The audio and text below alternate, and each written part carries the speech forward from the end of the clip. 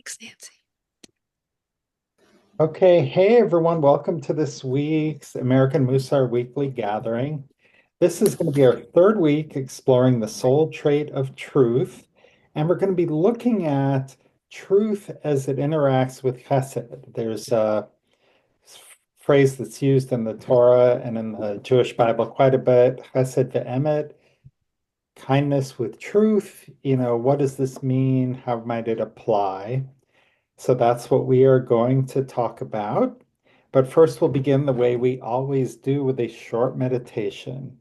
So I invite you to relax and close your eyes. Take in a deep breath through the nose and hold, and exit through the mouth and hold, and inhale through the nose and hold,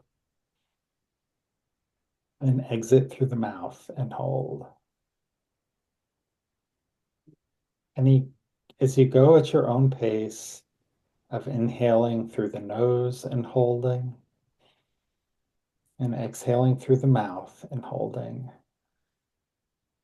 If thoughts should come into your head, just observe them and let them pass, like watching a car pass by on the road. Now is not the time for solving problems.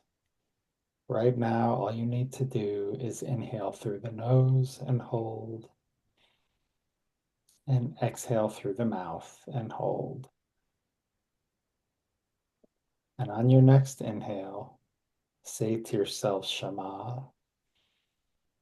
And on your exhale, listen. Shema, listen. In Shema, we're listening deeply, without judgment, without offering advice. In Shema, we are listening with an open heart. Shema, listen. And when you're ready, you may open your eyes.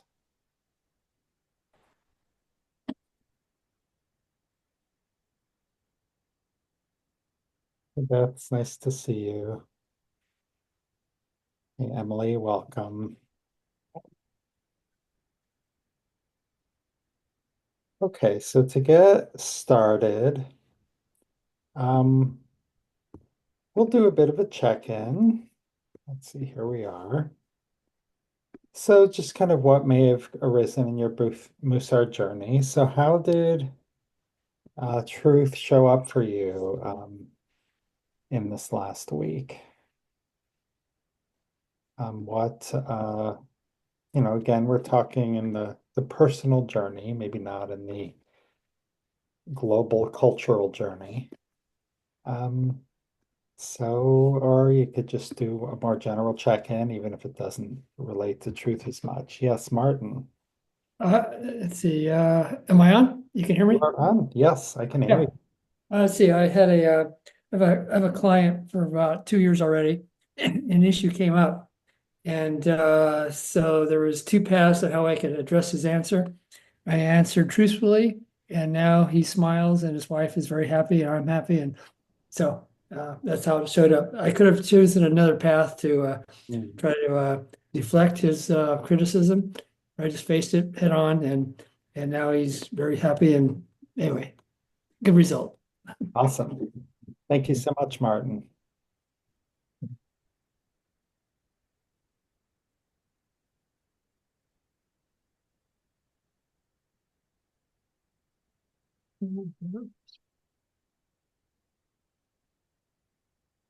Yes, Bonnie.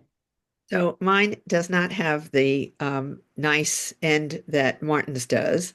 I co-chair Chevra Chesed, which is our caring committee, and so one of the things we're doing is friendly call. So I called somebody whom I know, who has been on the Refuah Shlema list for months. And I called just to, hi, how are you? It's Bonnie Slavitt.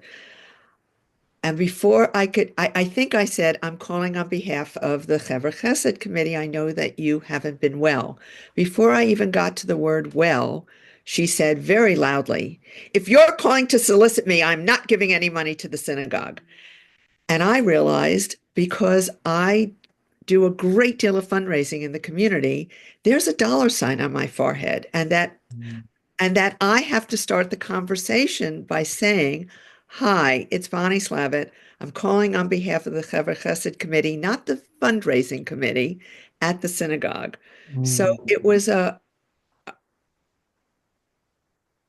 it was true what in her mind, even though I had started it with Chevra Chesed. mhm. Um, but it certainly taught me that I need to be very clear when I make these phone calls, that I'm not calling to have a Jewish conversation over money. Yeah, thank you. Thank you, Bonnie. Yeah, good self-realization. And also, I like the way that you're sort of taking responsibility for setting that frame too. Yeah. Thanks. Paul.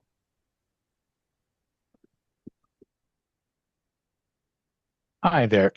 Yeah, my my experience this last week also was where I didn't have the ending is still yet to be written for me, but I had been asked by the Brotherhood at our synagogue to help with some fundraising, so that I asked, they were asking me how would I feel about going to local businesses and you know, uh, looking for people that would donate gift certificates that we could then auction off, things like that. So, not something I typically have done very much in my life. I thought, well, let me give it a shot.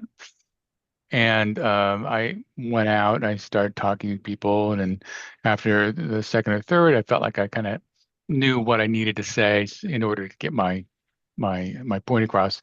And to Bonnie's point, it was just make it clear what I was doing there. And So I went into this a pizza shop, and the woman said that she had donated before, and this was several years ago. It was to help out having people go over to Israel to visit. She thought it was a wonderful idea, but she never heard back, like how it went or anything like that. When she called the synagogue, they didn't really help her out. They didn't have much to say. They didn't say, "Oh yeah, yeah, that was a great thing." They just like they didn't really know what to say. So she was a little bit suspicious. And I said, well, yeah, that can happen. I understand that.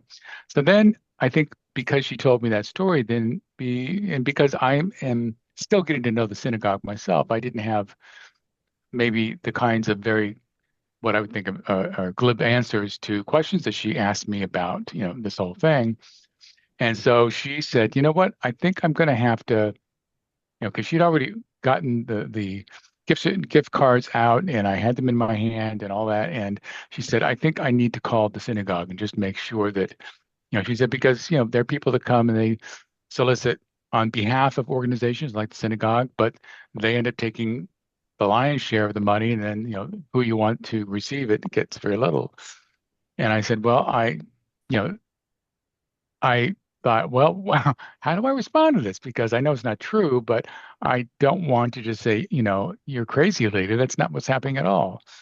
So I just felt like I had to honor her truth, which was she had this experience and it was informing her response to me. And so she tried calling the office right then and there, and this should have been open, but it was closed. And so she said she was going to follow up. And because it's a brotherhood thing and not actually part of the synagogue explicitly, I realized that she may get an answer from the one person we have working in the office that would not be very satisfactory. So I tried to see her again sometime this last week. That didn't work out, so I'm going to be following up next week, and we'll see what happens. But in any case, it's a matter of just acknowledging and being willing to accept that somebody's truth is not what I was hoping for, but there you go. Um, and to honor them for, that they have that experience. So thank you. Yeah, thank you, Paul. Anyone else? Got Lila here. Oh, Lila needs her nails clipped, I think, a little bit. They're a little bit painful. Yes, okay, but she's very cuddly. All right, well, let's. Maybe I have a quick one. Sure. Our synagogue, two conservative synagogues in Louisville, Kentucky, we're talking about integration. That's the Mhm. word I think is being used. And the last time around, it was a lot of very bitterness, and I'm kind of more hands off of, I kind of whoever has the strongest feelings is okay. And I think, I have some very basic needs, and so instead of kind of being critical, I just listen to people's the way they see it. Mhm.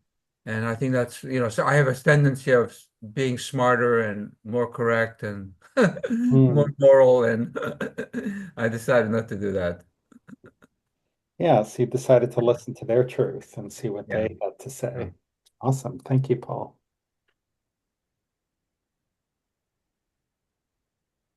All right, anybody else? I was a little quick on the trigger last time.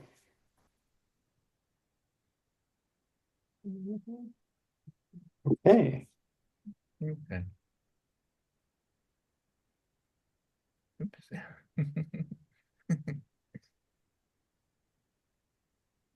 Okay, so as a little bit of a recap, 2 meetings ago, we talked about contrasting this dictionary definition of truth, which, as we discovered, a lot of the dictionaries tend to use the word true to define truth or in accordance with fact.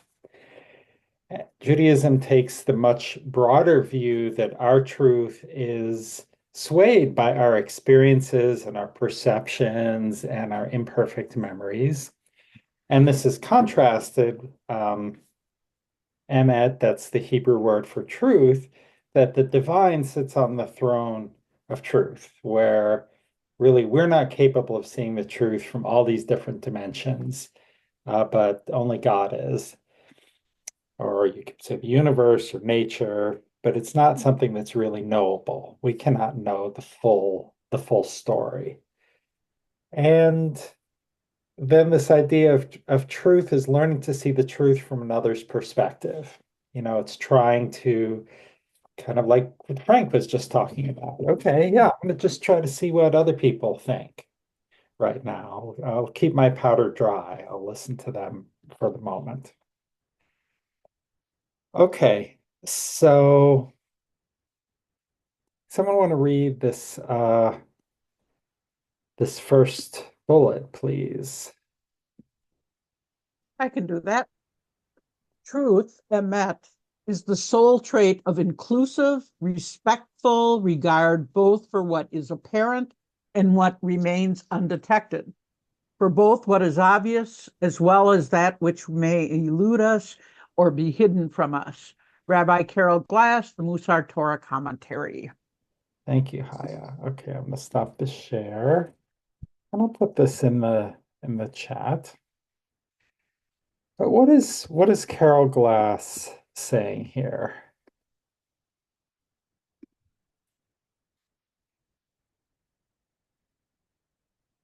Yeah, Wendy. I think she's saying what the rabbis and sages understood when they were given the law. Rabbis invited truth to the law debate table. Mhm. They were going to execute the judgment of truth. And they did not ignore or shirk responsibility for interpreting the law by just strictly enforcing it, saying, oh, here it is, this is it. But because I do Talmud every day, if you explore the Talmud, you realize there's plenty of room for discussion. Yeah, And most of the decisions about the meaning and the intent of the law that were followed were accepted by the majority. However, the minority opinions were not overlooked and not disregarded, and sometimes even prevailed as a rule of law. So that I see that as them being able to see from another's perspective, and definitely from the divine's perspective. And so each person mattered and was considered. Mm. That's what I think she's trying to say there. Thank you. Thank you, Wendy. Yeah, a really nice tie-in to kind of the Talmud is kind of an embodiment of this idea about multiple points of view. Yes, Beth.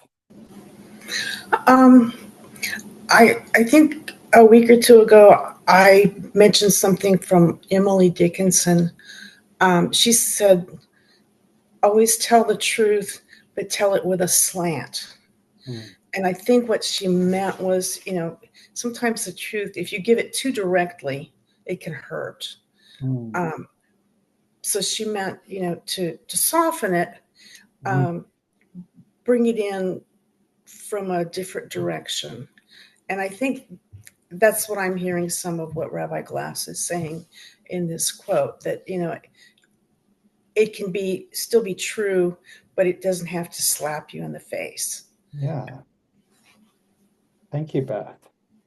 Yeah, it doesn't need to be like I was when I was younger, very direct, very blunt, and that didn't that was unnecessary and it was unhelpful, to other people and to myself. What do we make of this part where it says that there is apparent and undetected, and there's things that are eluded, which might elude us or be hidden from us? What is that all about? They'll go for Chaya and then Wendy. I think very simply, it is we don't know everything. So how can we know the whole truth and nothing but the truth? I mean, I just really think that, for example, I thought, my best friend that, I've been with for a long time as friends, but I'm always doing the calling. And so I could say to myself, huh, she doesn't call me. Maybe she's just there because when I call, she'll be nice to me. Hmm. So I finally did call her and I asked her, I said, I'm getting the sense that, you just, you don't call me. And is there something going on? And she said, yeah, I'm a introvert. I mean, something as simple as that, Hmm. so she said, so please keep calling. But it's not, that's the truth we don't know. There's Hmm. maybe another part that it's like, oh, yeah, please call me, but I just don't make calls. Right. Wonderful. Great example. Thank you.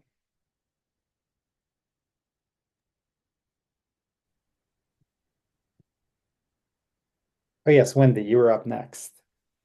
But just what she said was kind of what I was going to say. I think she's motivating. Rabbi Glass is trying to motivate us to seek a fuller understanding of whatever it is that we're presented with. Mhm. Like she said, you don't see it. You don't see it also. In that's what I think she's trying to help us see. Yeah.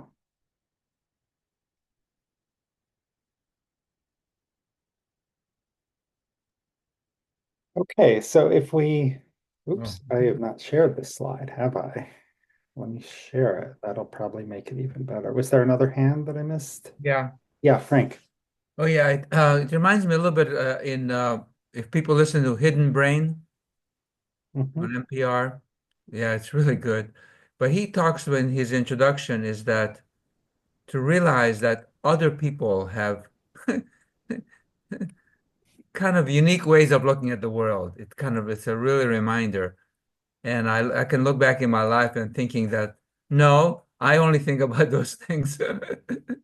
Mm. Uh, and so I think again that has to do with truth, because it has to do with it's the collective. Like the truth is like you could find it among us right here, because we each add a portion of it just by our listening and our sharing. Mm. Thank you. Yeah. Yeah, we each have a piece to contribute. I love that. I love that framing. Okay, so we're going to start talking about Chesed ve'emet. truth and loving kindness. And so we had talked about the judgment of truth. And as a reminder, one of the definitions of chesed is doing something for another without expecting anything in return. So, what is truth and kindness? Is it just kind of doing both of those together? Or is it kind of the sum is greater than each of its parts, kind of a 1 + 1 = 3, and you get some kind of synergy? Or does a 1 + 1 = blue? Are you getting just a completely different category of interaction? Do you get a meaning which is kind of more and maybe a little bit different than either of the pieces? So with that framing, let's read this first one from Psalm 85. Hesed and truth meet, justice and peace kiss. Great. Okay. So what's going on there? What is that? What kind of guidance might that give us? What does this mean?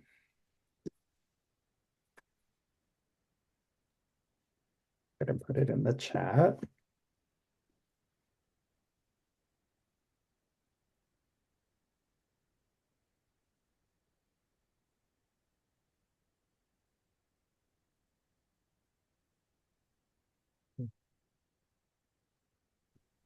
Yes, Bonnie.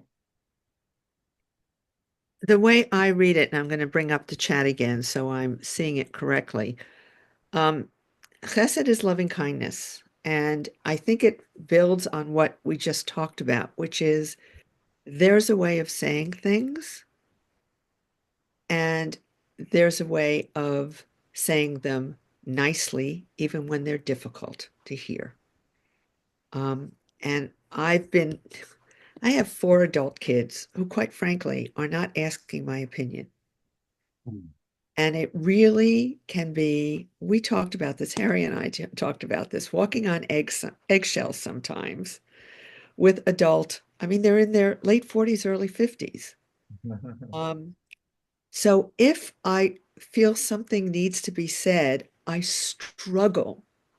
really struggle with saying it and not hurting them or them not feeling that they're not adults. I would love to know how other people deal with that. But to me, this chesed and emet really need to go together at all times, whether it's my kids or talking to somebody else. It has to be done with a kind tone and a voice that shows it. Thank you, Bonnie. Yeah, that's powerful. And it's almost like doing that together is a way of helping practice humility. What's my space? What's my kid's space? How do I sort of carve that out? Okay, I really do need to say something now, but they're grown-ass people, as the saying goes. And, so yeah, so thank you. Paul.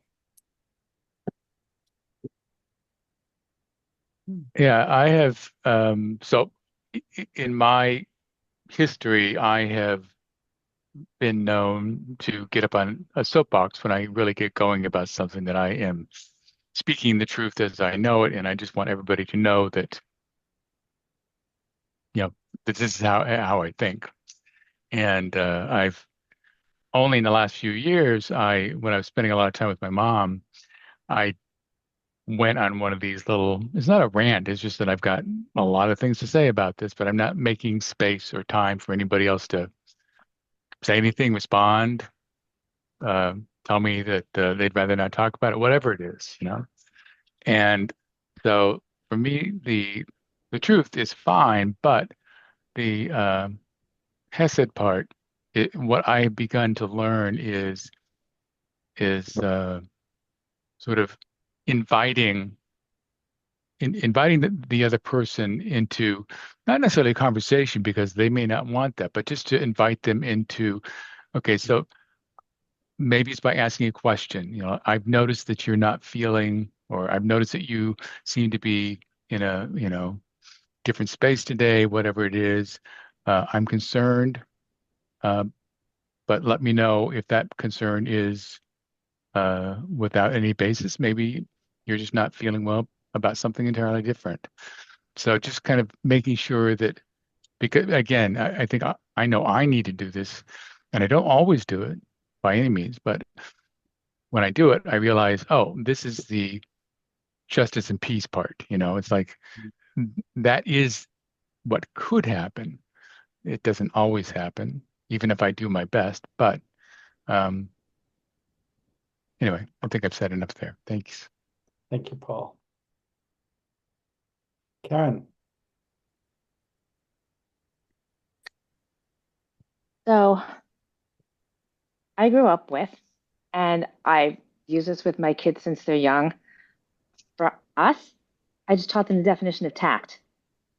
And I'm like, you need to be tactful in when you engage with other people to the best that you can. And it's nice, it's kind, it's all sorts of things, but if you're going to engage with people without using tact in your business and your professional lives, you may not get a response that you like. But to me, that's so second nature. But I'm hearing, I guess, that a lot of people maybe aren't aware of that. I mean, even in interactions I have with people, sometimes they'll say something and I'm like, gee, that could be a little more tactful, but maybe that's just nobody ever mentioned that or told them or they didn't know. But I love that word and I sort of grew up with it just as a part of how I live every day. So I thought I would throw out that word of other people. I'm sure everybody knows it. I'm not sure people really have it in the front of their mind or, are clear on how they might use it. So I don't have any advice of how to be tactful. I just know that I was always said, be tactful. Like, don't, um, it's the opposite of engage somebody else. And I'm missing the word right now. But don't say something that's going to rile someone else if you can help it. Yeah. Thank you, Karen. And I think you are correct. Not everyone, I think you were given a great gift being raised with that perspective and that word. And not all of us were, and I most certainly was not. Just run them over and can't keep up, whatever. So Chaya. Yeah, I was thinking a couple things that actually, when Karen was talking, was something I was going to say, and that is about it's about listening. A lot of times it's about listening because we all have grown up in different families, we've grown up under different circumstances. So how we express ourselves, we could be saying the same thing, but one sounds offensive to the other because that's how they were brought up. I mean, so you don't say that to somebody else, or you don't say it that way. You don't use that tone of voice or whatever. And I think, I'm just thinking of how my sister is very easy to just, throw darts at me. And the idea for me is to just come back with, I hear you, I hear you. Or, if I do disagree, or like when she called my wife a dead woman, who passed, it's going to be 10 years now coming up that she passed, and she used to say to me, well, you're rich because a dead woman left you money. And so my response to that was, I hear you, and I just would appreciate if you just call her Donna. And so, there's different ways that I could have said it. I could say, that's horrible what you just said to me, blah, blah, blah. But, please, just call her Donna. I would appreciate that. Yeah. But just a thought. Yeah, thank you, Chaya. Karen.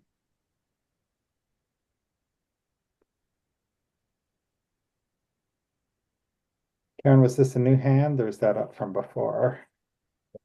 No, it's new. It's just, I don't remember if this has been shared in group here or not, but sometimes the question might be, innocently enough, did you mean to say that? Maybe they did or didn't. Hmm. Or did you mean to say it that way? Depending on how you do that. Can you do that with tact? And the answer might be, well, yes or no. Or sometimes I would hear, well, how would you say it? And I'm like, not telling you how to do it, but really glad you asked. Mhm. Yeah. I used to do that on social media. If someone made, like on the American Mussar page, if someone made some nasty comment about someone else, and like, hey, could you, and I would privately message it, say, hey, could you say that in a less attacking way? We really try to, and most people were responsive to that. Not everybody. Some people got blocked or banned, but most people were like, oh, I didn't think of that, or okay. I think these comments are a good segue to the next reading on this slide. Could someone read the Genesis 24, 25 and then the commentary?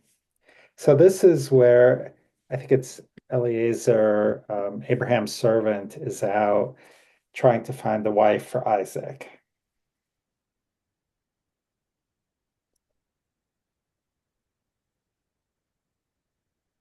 Nice.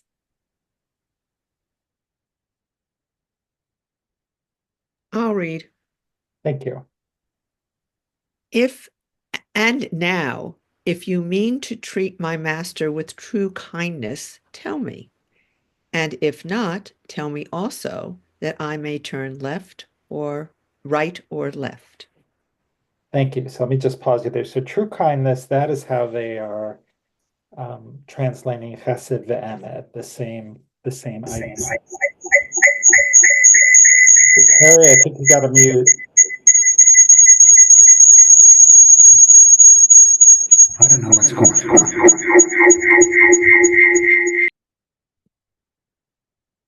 There we go. I think we have you on twice, and that was what was causing.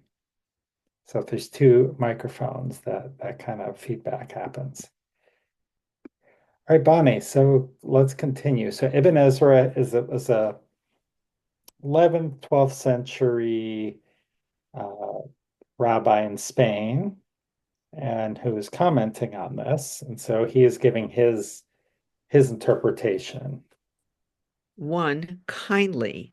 Chesed, kindly, denotes an act which one is not obligated to perform. 2. And truly. Emet, truly, denotes keeping the promise to deal kindly. The word emet comes from the same root as emunah, steadfastness. Okay, great. Thank you. I love that.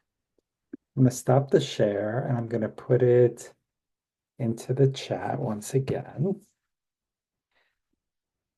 Emunah is also the word sometimes used for faith, or the soul trait of faith, not one that we cover generally in this group. But truth and steadfastness, sometimes there's this image when people are talking about steadfastness, some of the Mussar masters, that it's like that tent peg that's really solidly in the ground that you can't it's not too muddy or too dry. It's just very solid and dependable. So what is Ibn Ezra's interpretation of Chesed ve'emet, and how might we apply that?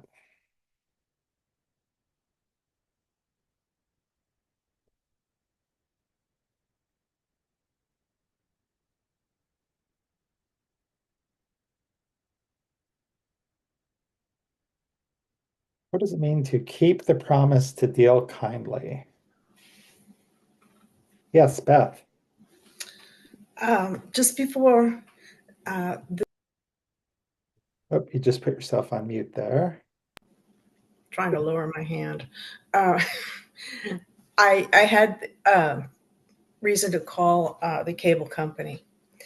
And I thought, oh my goodness, customer service, this is going to be terrible. And I started like at 3 o'clock so that I'd have plenty of time before the meeting. And they verified the accountant and put me through to another fellow who had kind of a strong accent. He was a little hard to understand. But, you know, I persevered. But he was so nice. I wanted to change the number of bells and whistles that we have with our cable to just kind of like a basic service. And instead of having to fight with him, which I was prepared to do, he says, "Oh no, I want to help you save money if that's what you want. If you don't need these services." He was so nice about it, and he was so pleasant. And then, of course, they have to keep you on the line while they do something with their buttons and change your modem or whatever they're doing. And and we chatted, and he asked about the weather, and he asked if the LA fires were close to me, and and he was just very concerned and pleasant. And I told him that he was a blessing to me because he was being so kind, and he was faithful to be kind. He, throughout the whole thing, he didn't just say a couple of nice things. I mean, we're on the phone for like 50, 55 minutes. But it was a wonderful experience. I was dreading calling the cable company. I had never done it before. And this guy showed me Hesed with kindness and truth. Sure did. Thank you so much. Thank you, Beth. Wendy. So that's a good example of what I thought this meant was commitment to loving kindness, which is also an act. You're taking action because since you're not obligated, you're going to have to look for it.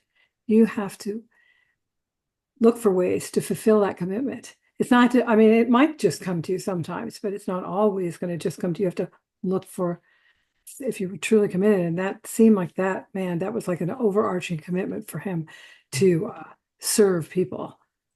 It was nice, a beautiful example. Yeah. Thank you. Chaya.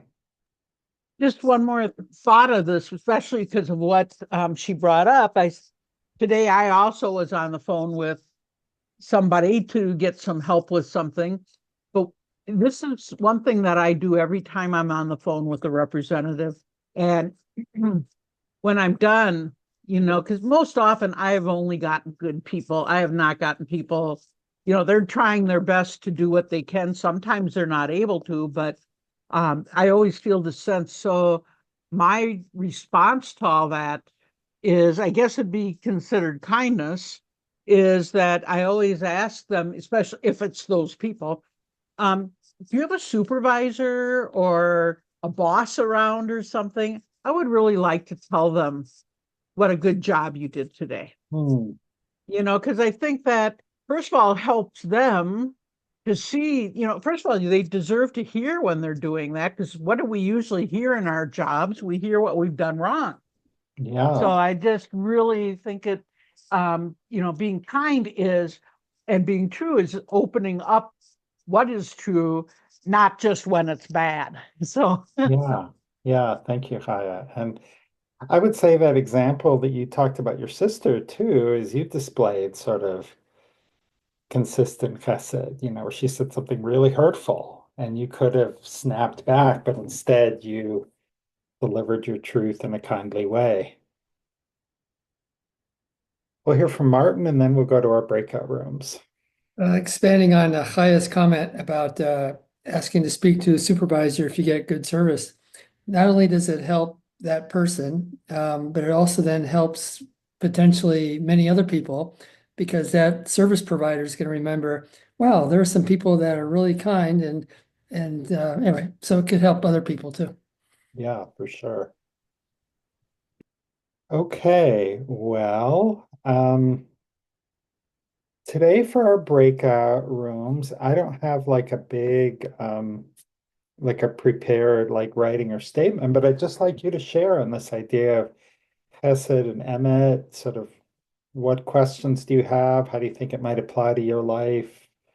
Um, so I'm going to open the rooms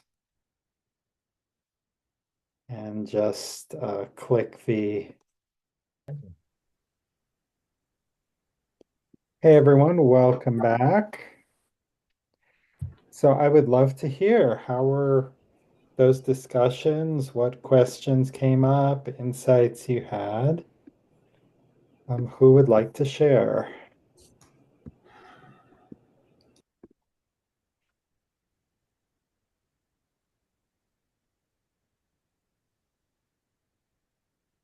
Yes, Linda. It was a different kind of experience to be open-ended and stream of consciousness Mm. from within rather than responding to someone else's words. Yeah, it was kind of an experiment. Was it a good, different experience or a? It was good. We had a little more silence than usual. Okay. Good chance to practice silence. Beth. Hi, I read something from another Mussar group that she's in. Maybe you would like her to share it with the whole group. It was about Hesed. It was their definition with a quote from Maimonides. Uh-huh. Sure. If people would like to. Maimonides let me start at the beginning of what it said. Chesed means providing. Oh, wait a minute. What is the significance of the Midah Chesed? That is, builds the world. Chesed is commonly understood to mean giving to others. Chesed means providing meals to parents of newborns, visiting the sick, and other similar activities, usually organized by our communal Chesed committees. Gemilat Hasadim. The term often used in the rabbinic tradition means using one's life energy to help or to give another. Maimonides calls this type of giving chesed shebegluhu, chesed done with the self. The rabbis of the Talmud claim that the chesed is greater than tzedakah, philanthropy, and mishpat, social justice, because it can be done with oneself and not just with one's money, and with anyone, not just the poor. Chesed is on the short list of mitzvot that the Mishnah teaches have no minimum amount. There's no barrier to entry with chesed. Any act of kindness, no matter how small, is good. Rabbi Wolbe includes in his chesed practices smiling warmly, judging others favorably, and bearing another's burden with him or her. These are actions that weave the fabric of a community. Chesed puts us in regular, intimate contact with those around us. In all of these, chesed builds the world. Thank you. That's great. Yeah.